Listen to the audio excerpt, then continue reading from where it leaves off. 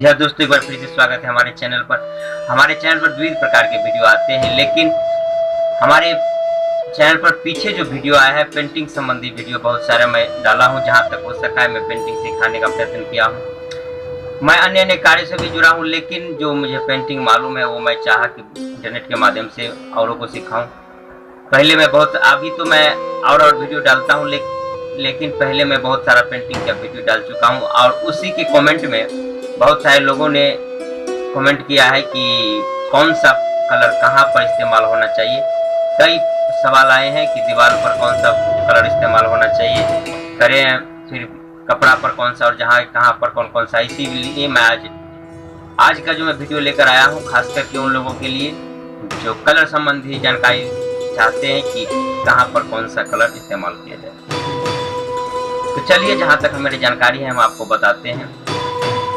सबसे पहले मैं कपड़ा पर मैं बता दूं कि अगर आप कपड़ा पर कोई कलर चलाना चाहते हैं तो कपड़ा पर डिस्टेम्पर जो नीले कलर का होता है और उसके साथ उसके ऊपर फिर आप मरकरी कलर आप कहिएगा तो कैसा होता है। तो ये देखिए, ये पाउडर की तरह होता है, इससे जैसे समझ लीजिए अबीर की तरह होता है, इसे मरकरी कलर कहते हैं। इसे मरकरी कलर पहले डिस्टेम्पर चला करके लिख करके उजला से उसके ऊपर ही चला सकते हैं। मरकरी कलर में लाइट बहुत ज़्यादा होता है, वो आकर्षक कलर होता है, इसे आप चला सकते हैं। इसके बाद स्टैंडर भी चला सकते हैं। और ये कलर जो है जिसे आप चूना में कलर बनाने के लिए डालते हैं नीले के तौर पर, और इसमें हर तरह का कलर आता है।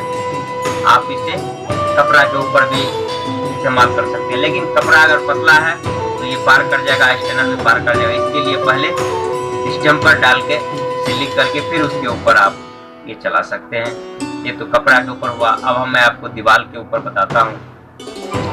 दीवार के ऊपर अगर आप कच्चा कलर चलाना चाहते हैं, कच्चा जैसे शादी विवाह में कुछ टेम्पोररी लिखना चाहते हैं, तो सबसे पहले ये सोच लीजिए उसके ऊपर चूना हुआ है या व्हाइट सीमेंट हुआ है कि नहीं हुआ है। अगर चूना या व्हाइट सीमेंट नहीं हुआ है तो आप सबसे पहले जितना जगह लिखना है या फिर जितना आपका आवश्यकता है उतने जगह पर आप चूना करवा लीजिए, नहीं तो कम से कम व्हाइट सीमेंट करवा लीजिए। उसके बाद अगर कच्चा कलर चलाना है तो आप स्टैंडर से भी लिख सकते हैं, और ये चूने में डालने वाला जो कलर है इससे भी लिख सकते हैं, और या फिर मरकरी कलर जो शादी विवाह में अधिक लाइट करता है और हर कलर का ये मरकरी कलर उपलब्ध है।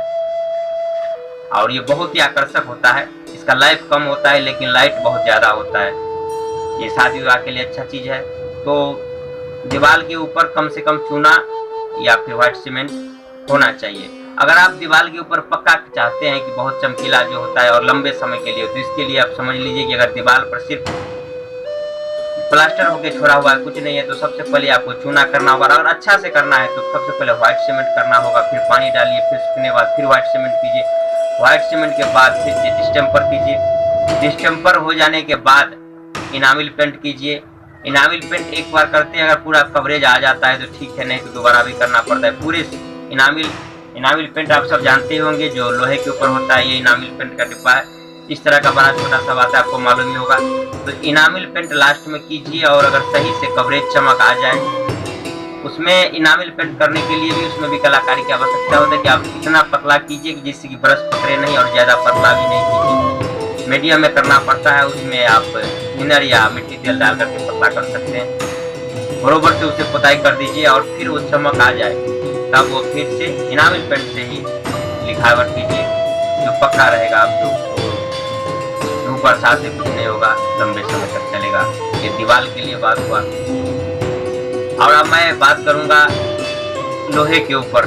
लोहे के ऊपर आप जानते ही हैं, जैसा आप पेंट करते हैं, पहले लोहे का अस्तर होता है, फिर लोहे का ये इनामिल पेंट होता है। इनामिल पेंट हो जाने के बाद फिर से आप लोहे का अगर चदरे का बोर्ड है तो फिर इनामिल पेंट से एक कोट में फिनिशिंग आ जाता है, ठीक है। दूसरे कोट में करके फिर आप इनामिल पेंट से ही लिखिए, जो लंबे समय के लिए होगा। इस पर कोई कच्चा कलर नहीं चलता है लोहा के ऊपर। और इधर पक्का और कपड़े के ऊपर हुआ तो आपका दीवार के ऊपर कच्चा भी चला सकते हैं, पक्का भी चला सकते हैं। तो आपको मैं सभी कलर बता दिया हूँ। ये इनामिल पेंट हुआ जो पक्का कलर के लिए हुआ, ये चूने में डालने वाला या स्टैंडर इसकी जगह पर इस्तेमाल कर सकते हैं, दोनों काम करता है। ये कच्चा पानी के साथ घोरा जाता है। अब मैं इस मरकरी कलर के बारे में बता दूं कि इसको घोरा कैसे जाता है। आप अगर इसे सीधे सीधे पानी में डालेंगे और घोरेंगे तो ये नहीं घुलेगा। इसके लिए या तो आप गूंद लीजिए या फेविकोल लीजिए। फेविकोल पहले डाल के फिर इसमें ये डालिए या गूंद डालिए, और फिर जैसे पानी आराम से जैसे गीला कीजिए। पहले उंगली से घुमा करके पहले गीला कीजिए, पानी नहीं डालिए। जब वो फिर पूरा मिल जाता है बरोबर से फेविकोल के साथ या गूंद के साथ, फिर आप उसमें जरूरत के हिसाब से पानी डालिए। और नील की बात रही, मैं सबको बताया था कि सबसे सस्ता कलर नील होता है, और नील हर जगह लिखा जाता है, जैसे दीवार पर भी, कपड़ा पर भी और पक्का पर भी, हर जगह लिखा जाता है नील से। तो नील को कैसे पानी में सिर्फ आप लिखने वाला नील ले आइए अच्छा वाला, उसमें भी नकली आता है, और उसे पानी में भी घोल सकते हैं, लेकिन पानी में घोलेंगे तो उतना टिकाऊ नहीं होगा। पानी से भी काम चला सकते हैं, लेकिन अगर आपको लंबा समय चलाना है, मैंने देखा है कि नील से भी अगर दीवार पर लिख देंगे तो कई कई सालों तक रहता है। दीवार पर सबसे पहले अगर कोई कलर होता है तो लाल कलर होता है, लेकिन नील में आप फेविकोल मिला दीजिए। और नील में अगर फेविकोल मिला देंगे तो नील का लाइफ बहुत ही लंबा होगा और बहुत लंबा समय तक चलेगा। तो ये कलर के संबंधी मैं आपको जानकारी बताया। इसके बाद आपको ये वीडियो कैसा लगा आप कमेंट कीजिएगा। और मैं कुछ ब्रश के बारे में बता देता हूँ। ब्रश कई प्रकार का होता है। देखिए, छोटे बाल का ब्रश है, नए लोग जो पेंटर है इसका इस्तेमाल करते हैं, उसके पास कंट्रोल कम होता है।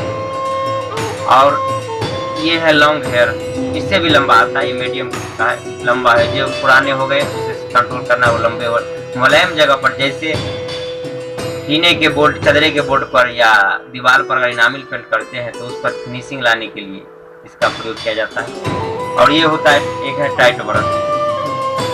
ये टाइट ब्रश से बहुत सारे वॉल पेंटिंग जो करते हैं कंपनी का प्रचार करते हैं, वो टाइट ब्रश का प्रयोग करते हैं। टाइट ब्रश में उतना अधिक और फिनिशिंग तो नहीं होता है, लेकिन टाइट ब्रश से जल्दबाजी में काम होता है।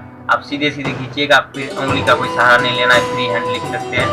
तो टाइट ब्रश का भी इस्तेमाल कर सकते हैं। लेकिन टाइट ब्रश के बाद शॉर्ट हेयर और लॉन्ग हेयर सबका अपने अपने जगह पर अपना अपना काम है। जैसे शीशा के ऊपर लिखना है या मुलायम जगह पर लिखना है तो टाइट ब्रश नहीं काम करेगा, वहाँ पर खुरदरा निशान कर देगा।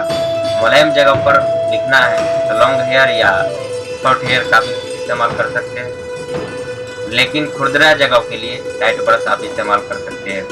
तो ये जानकारी आपको कैसा लगा हमें कमेंट कीजिए, हमारे वीडियो को लाइक कीजिए, शेयर कीजिए। और अगले वीडियो में मैं आपके लिए लेकर आऊँगा कि कौन कौन से कलर मिलाने से कौन सा कलर तैयार होता है। जैसे कि लाल, पीला, हरा, सब नीला सब जानते हैं, लेकिन बहुत सारे ऐसे चीज होते हैं जो इससे भी अलग होते हैं। जैसे कि अगर गोरा रंग बनाना है, हरा में भी कोई अलग प्रकार का रंग बनाना है, तो कौन सा कलर मिलाने से कौन सा कलर तैयार होता है, इसके बारे में हम जानकारी देंगे।